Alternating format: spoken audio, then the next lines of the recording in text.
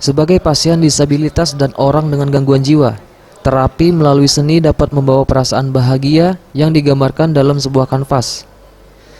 Menurut Hendro Masto, seniman yang menjadi pembimbing pasien mengatakan, melalui perasaan yang digambarkan melalui lukisan, dapat mengerti dan memahami perasaan pasien lewat komunikasi lain yang hanya dapat diketahui oleh pasien tersebut.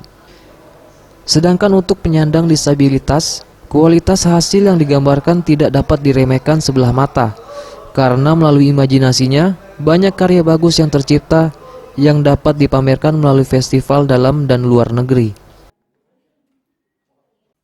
Kami tidak mencari kesehatan, Kak. Yang kami cari adalah mereka sebetulnya kan kalau lukisan, menggambar, itu kan bentuk ekspresi. Dan ekspresi itu pada dasarnya adalah bahasa secara ungkap dari si yang mengungkapkan ekspresi itu.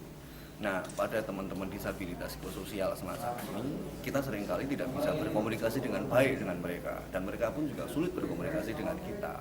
Dengan gambar, dengan melukis, mereka rasanya bisa berkomunikasi dengan cara yang lain, dan kita pun kemudian jadi mengerti sebetulnya mereka apa sih ketertarikannya, apa sih sebetulnya yang mereka pendam selama ini.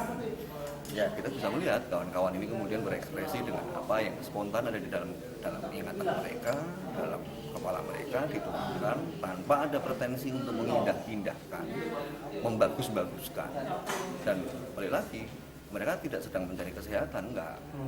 Tapi memang ya itu tadi, pengen apa yang mereka ungkapkan.